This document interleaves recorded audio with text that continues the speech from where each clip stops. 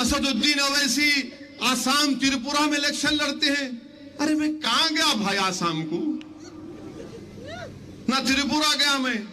आप जाओ बोलो तो जाता हूं मैं, अब तो मेरे को जाना पड़ेगा। हर अनेक तोते की तरह कोई लिख दिया, इनको स्टेनोग्राफर इनको पढ़ के सुनाते। अरे अपने दिमाग पे जोर डालो, फर्स्ट फ्लोर है नहीं है, सोचो। हजरत गूगल पे जाके देखो, इन्हों असम लड़े नहीं लड़े, त्रिपुरा लड़े नहीं लड़े। नहीं, मंजलिस को पैसे मिलते, बीजेपी पैसे देती मंजलिस को। राहुल गांधी तुम नहीं जानते हम लोगों को, हम रसूल अल्लाह सल्लल्लाहु अलैहि वसल्लम के उम्मती हैं, हम उनके गुलामों के गुलाम हैं। और जमीर बेचना, ईमान बेचना दौलत के लिए हमारी फितरत में नहीं है। शायद तुम्हारे साथ जितने हैं वो करते होंगे, मगर हम आका के उम्मती हैं। हमारे पास जो दौलत है राहुल गांधी तुम्हारे पास नहीं है। हमारे पास सबसे बड़ी दौलत यह है कि हम कमली वाले को अपना आका मानते हैं, वो तुम्हारे पास नहीं है दौलत को। तुम कौन सी दौलत की बात कर रहे हो? और दौलत की तुम बात कर रहे हो राहुल गांधी, तो क्या जब मैं न्यूक्लियर डील जब हो रही थी 2008 की, जब उस वक्त मैं खड़े होकर पार्लियामेंट में कहा था कि न्यूक्लियर डील भारत के लिए अच्छी है तो भारत के मुसलमानों के लिए भी अच्छी होगी, उस वक्त तुमने कितने पैसे दिए थे बताओ राहुल गांधी? जब किरण कुमार रेड्डी के गवर्नमेंट के खिलाफ नो कॉन्फिडेंस मोशन लाया गया, मजलिस से कहा गया तायीद करो, हम तायीद किए थे, कितने पैसे तुमने दिए बताओ राहुल गांधी? जब प्रणब मुखर्जी का प्रेसिडेंट का सदर जमहूरिया का इलेक्शन था, तो तुम्हारी मां ने, डॉक्टर मनमोहन सिंह ने और मरहूम अहमद पटेल साहब ने मुझसे यूपीए की मीटिंग में रुकने कहा, उसका कि जाकर आपके दोस्त को समझाओ।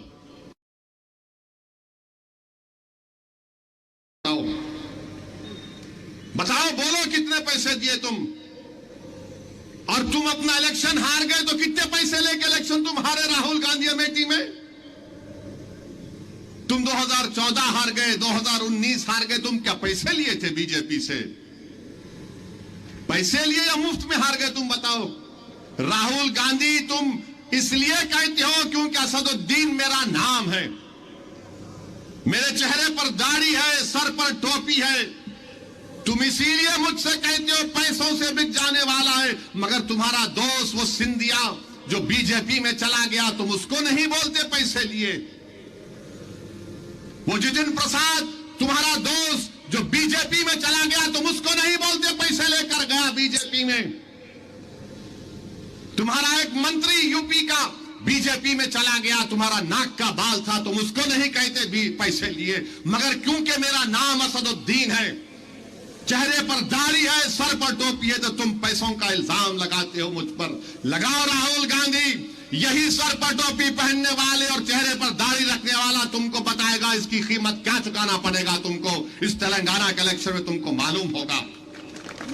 तुम हमको बोलते हो मगर इनको नहीं बोलते। अच्छा, जब बात पैसों की आई राहुल गांधी, तो तुम्हारा तेलंगाना का सदर क्या वीडियो नहीं दिख रहा? वो वोट फॉर नोट का पैसे ले रहा था, क्या वीडियो नहीं है तुम्हारे सदर का? बोलो राहुल गांधी। अंधे हो जाते, यानी बिल्ली जब दूध पीती तो आंखें बंद करके पीती, समझती दुनिया नहीं देख रही। तुम्हारा सदर पैसों का ले रहा था ना। अच्छा, उन्हें कहां से आया राहुल गांधी? उन्हें बीजेपी से आया। उन्हें एबीवीपी में था, बीजेपी में गया, नायडू के पास गया तो नायडू की साइकिल को बिठा दिया। अब इनके पास आया, इंशाल्लाह इनको भी बिठाएंगा तेलंगाना में, पूरा बर्बाद करके छोड़ेंगे इनको। नहीं, ओवैसी जो है मजलिस, अरे मजलिस को तुम जानते नहीं है प्यारे। तुम्हारी दादी दारुसलाम को आई थी, तुम्हारी दादी दारुसलाम को आई थी, आकर बोली थी कि जनाब शिवशंकर साहब का सिकंदराबाद के इलेक्शन में तायीद करो। दारुसलाम को तुम्हारी दादी आई थी तो शिवशंकर साहब कामयाब हुए थे। वो भी नहीं मालूम होगा बेचारों को, नहीं मालूम। जो लिख के दिया याद कर लेते तोते की तरह। हमको सब याद रहता, हमको सब याद रहता। और राहुल गांधी, तुम बार बार अगर ऐसा बोलते रहेंगे ना, तो कर्नाटका के इलेक्शन से पहले तुम किसको भिजाए थे दिल्ली में, मेरे घर का नाम बोल दूं, अब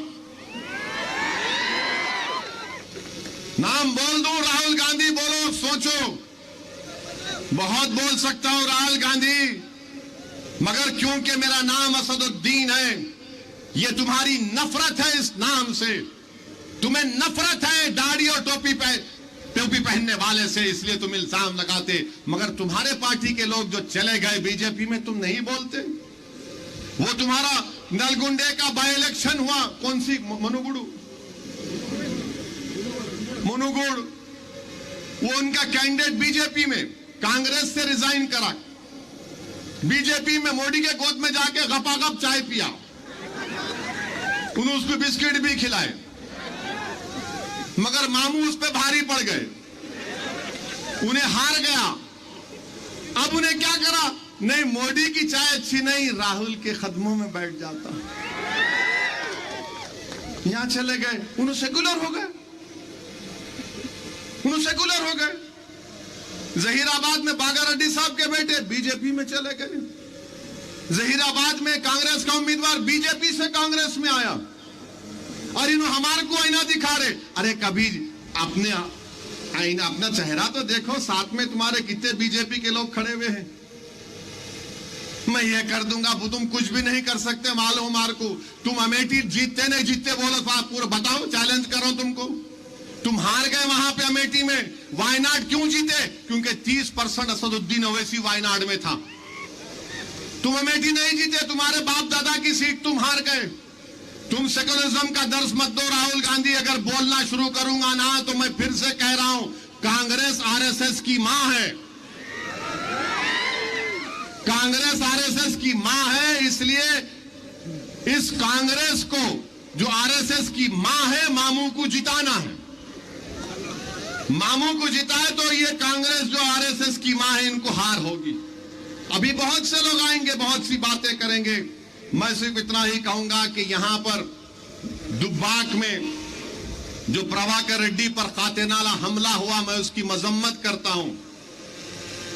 क्यों कांग्रेस का आदमी मारा प्रभाकर रेड्डी को? राहुल गांधी आप नहीं बोलेंगे? अरे आप तो वायलेंस को देख चुके हैं ना, आपकी दादी शहीद हुई, आपके वालिद को मार दिया गया, और आपका पार्टी का आदमी प्रभाकर रेड्डी को चाकू मारता है, उसकी एक आंख को निकाल दिया जाता है।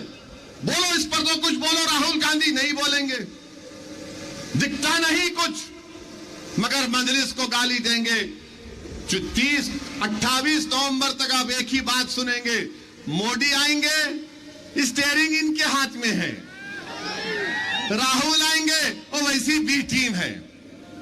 राहुल गांधी कोई बी टीम नहीं है। अगर तुम बी टीम बोलेंगे तो तुम कौन सी टीम के, मैं बोलूं तुमको? तुम कहां से आए बोलूं मैं तुमको? बहरहाल मैं तो बोल चुका हूं, राहुल गांधी आओ हैदराबाद में मुकाबला करो मेरा पार्लियामेंट इलेक्शन में। क्यों ये बातें करते? आओ हैदराबाद में पंजाब से जमहूरी तरीके से देख लेंगे।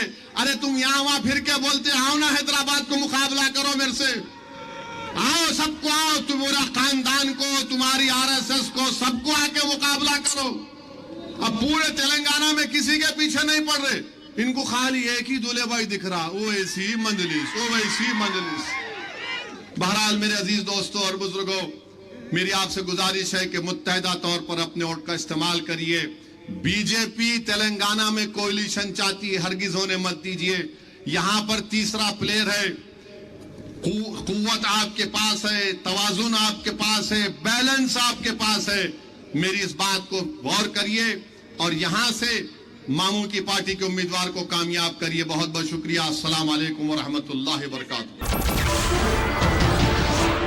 नमस्कार, मैं हूं मानक गुप्ता।